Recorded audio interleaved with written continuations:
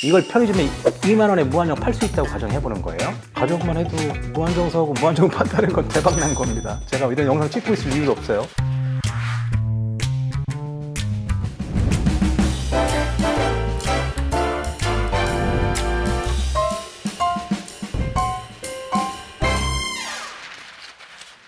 안녕하세요. 동성회계법인 대표회계사 박병구입니다. 반갑습니다. 자, 오늘 회계가머니 재무제표 이해라는 제목으로 제가 혼자 또 원맨쇼를 한번 합니다. 그 재무제표라는 거를 모르고는 얘기가 처음 시작이 잘 안 되는데 또 제가 또 특기 있지 않습니까? 온 국민이 쉽게 알아들을 수 있도록 설명을 한번 해볼게요.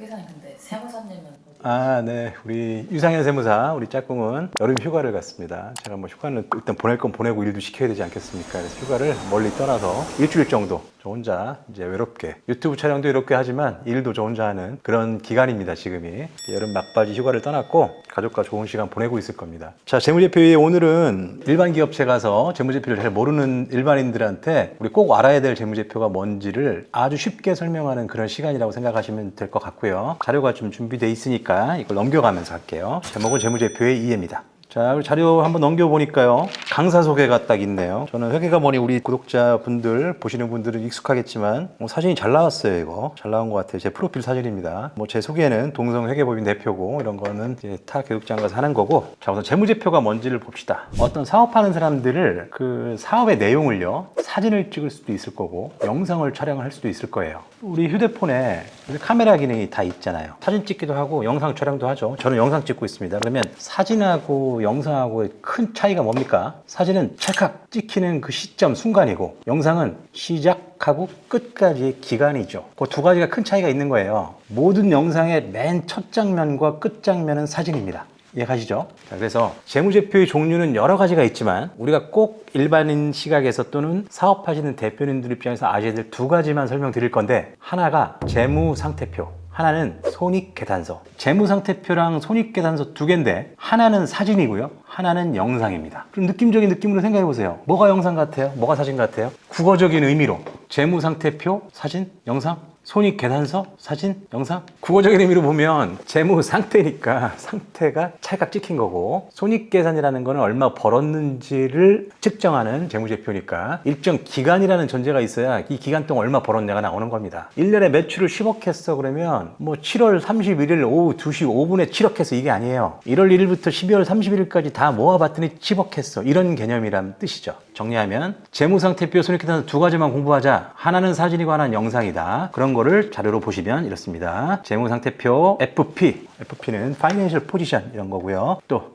손익계산서 두 가지만 공부하자는 얘기인데, 자산, 부채, 자본 들어봤죠? 손익계산서는 수익, 비용, 수익이 비용보다 크면 이익이다. 이 두 가지만 공부할 건데 하나가 사진이고 하나가 영상이라고 했습니다. 사진이라는 건 스팟이죠. 영상이라는 거는 플로우입니다. 기간이고 흘러가는 유량의 개념을 갖고 있는 거고, 사진, 영상. 그럼 우리 일반인들도 온 국민이 재무제표 두 가지 공부해야 되는데 하나는 사진이고 하나는 영상이다. 기본 개념 잡으시고 출발합니다. 시점이고 기간이다, 이런 얘기예요. 그래서 사례를 한번 들어볼게요. 한번 머릿속에 떠올려 보십시오. 제가 지금 강의하고 있는 이 펜 있잖아요. 이 펜을 동대문 시장에서 10,000원에 사다가 편의점에다 20,000원에 판다고 가정해 봅시다. 근데 10,000원에 동대문 시장에서 이걸 무한정 사올 수 있고 이걸 편의점에 20,000원에 무한정 팔 수 있다고 가정해 보는 거예요. 가족만 해도 무한정 사오고 무한정 판다는 건 대박난 겁니다. 제가 이런 영상 찍고 있을 이유도 없어요. 이거 팔면 됩니다. 그럼 재벌이 되는 거예요. 그러려면 이 펜을 처음 사와야 되니까 회사를 하나 만들 거고, 그 회사를 하나 만들 때 펜 사올 돈을 모을 거 아닙니까? 그래서 주주들한테 돈을 모으고 은행에서 빌리기도 하고 이렇게 시드머니를 만들어서 펜을 막 삽니다. 사서 팔아 제껴요. 그런 장면들이 사진으로도 찍히고 영상 촬영도 되는데, 사진 찍힌 게 재무상태표, 영상 촬영된 게 손익계산서라서 2개년치만 보겠다, 이런 얘기입니다. 한번 봅니다. 거기 재무제표 사례 2개년이 재고 취득 10,000원, 판매 20,000원. 이 펜을 10,000원에서 20,000원을 파는 겁니다. 2개년치만 보자고 그랬어요. X1년도, X2년도 이렇게 있네요. 그러면 2개년치만 보면 X1년도 1월 1일부터 12월 31일까지 1년, X2년도 1년, 2개년이라는 기간이 있으면요, 시점이 몇 개 존재해요? 첫 번째 시점, 가운데 끄는 시점, X2년 말 시점 3개 존재하고, 그러면 재무제표는 뭐가 나오냐면 맨 첫 번째 시점, 사진 찍어놓은 재무상태표,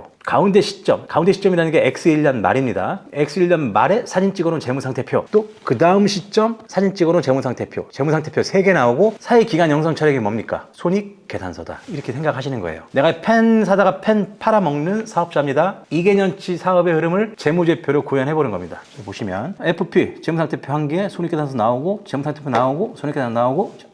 그럼 이제 시드머니 만들 겁니다. 촬영하고 계신 PD한테 여쭤보는데 이 펜 사올 거니까 내 돈 4천만 원 있던 거 다 털어놨어요. 우리 PD님 3천만 원 내라고 그랬어요. PD님 3천만 원 내라고 했어요. 그 합치면 얼마예요? 4천, 3천, 3천, 1억입니다. 1억입니다. 1억.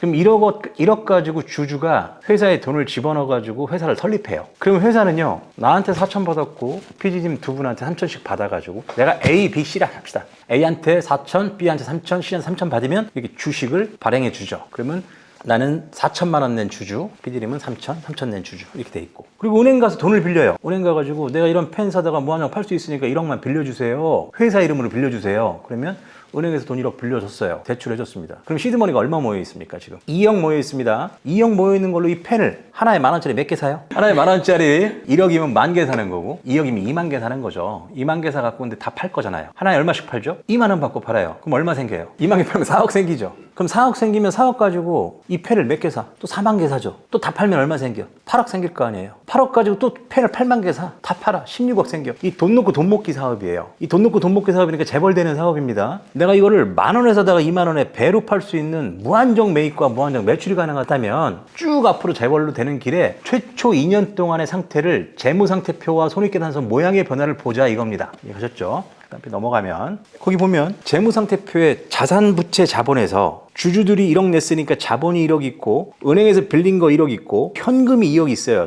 자산이 2억이고 부채가 1억이고 자본이 1억, 이렇게 스타트. 요거를 개시 재무상태표라고 합니다. 이렇게 개시가 되면 이 2억 갖고 막 팔 거 아니에요. 막 펜을 팔고 다닐 거 아닙니까? 그게 영상 촬영이 쫙 되는 거예요. 1월 1일부터 12월 30일까지. 그게 어떤 재무제표에 담긴다? 손익계산서라는 재무제표에 담기다 보니까, 손익계산서에 담기면 수익이 4억 되고 비용이 2억 있어서 이익이 2억 나는 이런 구조를 갖게 되고, 요 수익 4억에 펜 4만 개 판 거예요. 요 비용 2억은 뭡니까? 여기서 일단 기초 헷갈려요. 요 비용 2억이라는 게 뭐예요? 맨 처음에 주주가 1억 냈고 은행에서 1억 빌려서 2억이라는 현금이 있었죠. 현금이 어디 있었습니까? 회사 안에 있었죠. 회사 안에 있던 현금이 바깥으로 나가가지고 뭐가 들어왔어요? 펜이 들어왔죠. 2만 개가. 그 펜 들어온 펜을 재고 자산이라고 합니다. 그 펜 재고 자산을 상대방을 줘야 상대방이 하나당 2만 원씩 쳐갖고 4억을 줄 거 아니에요. 그 주는 거를, 펜이 그러면 우리 회사를 떠날 거 아닙니까? 떠날 때 매출, 원가 이런 비용으로 처리가 돼서 손익계산서가 이렇게 작성된다, 이런 의미고요. 그러면은 X1년 1월 1일 날 이렇게 2억 갖고 출발해서 1년 동안 돈 2억 더 벌었어요. 그러면 당연히 그 다음에 사진 찍어본 X1년 말에 재무상태표는 모양이 바뀌어 있어야 정상이고, 그 모양이 바뀌어 있는 재무상태표가 여기 보이네요. 키가 커졌습니다. 현금이 4억 있고요. 차입금 1억 그대로 있고요. 자본금 1억 이렇게 있는데, 그 밑에 이익 잉여금 2억 이렇게 생겼습니다. 이 이익 잉여금 2억이 어디서 나온 거냐면 1년 동안에 손익계산서상 측정된 이익 2억이 사진에 달라붙는 과정. 이렇게 한번 이해해 보실래요? 1월 1일 날 사진을 전신샷을 찍었어요. 1년 동안 영상을 쫙 촬영해. 내 먹을 때만. 하루 세 개 먹을 때마다. 막 먹어 제껴. 갖고 1년이 지났는데 2kg가 찝니다. 살이. 그러면 12월 말 현재 사진 찍어보면 2kg 찐 상태로 찍혀요. 1월 1일 날 지방 하나도 없던 사람이 지방 2kg가 딱 붙는 과정이 촬영되고, 12월 31일 날 사진 찍어봤더니 지방 2kg 붙은 채로 찍힌다. 이 원리예요. 제가 아까 기간과 시점 얘기를 하는 게 그겁니다. 이 상태로 그럼 이 지금 X1년 말에 현금 4억 가지고 이거 4만 개 사다가 다 팔아버리면 8억 생기겠죠. 그럼 원가는 얼마 들어가죠? 4억 들어가죠, 펜으로. 그럼 이익이 얼마 남습니까? 4억 남아요. 이익이 4억 남으면 X2년 말 재무상태표 사진 찍어보면 2년 전 모습 지방 0 있던 상태하고 2년 후에는 지방 몇으로 보여요? 앞에서 2kg 쪘었고 뒤에서 4kg 쪘으면 얼마로 보입니까? 6kg 찐 걸로 보이죠? 그게 누적된 이익 잉여금이라는 겁니다. 우리 대표님들이 가장 골치 아파하고 해결하기를 원하는, 우리 회사는 돈은 없는데 이익 잉여금이 많아. 그게 재무상태표로 보이는 거고, 그 그림이 그런 그림이에요. 수익 8억에서 비용 4억 빼면 이익 4억이고, 재무상태표 보면 여기까지 제가 강의를 하면, 현장에서 강의하면 이렇게 물어봅니다. X1년도에는 2억이 1쪽으로 붙었는데 X2년도에 4억이 붙었는데 왜 이게 6억대? 그게 제가 2kg 찌고 4kg 찌면 사진 찍어보면 6kg 찐 걸로 보인다는 원리입니다. 자, 여기까지 기초. 뭐라고 그랬냐면 사진과 영상으로 나눠서 설명했고, 알아야 될 재무제표는 재무상태표랑 손익계산서다. 사진 찍어놓은 게 재무상태표. 네 자산이 얼마고 네 부채가 얼마고 네 순자산이 얼마인지를 찰칵 찍어놓은 게 재무상태표고, 그 재무상태의 변동 과정을 설명하는 게 손익계산서다. 자,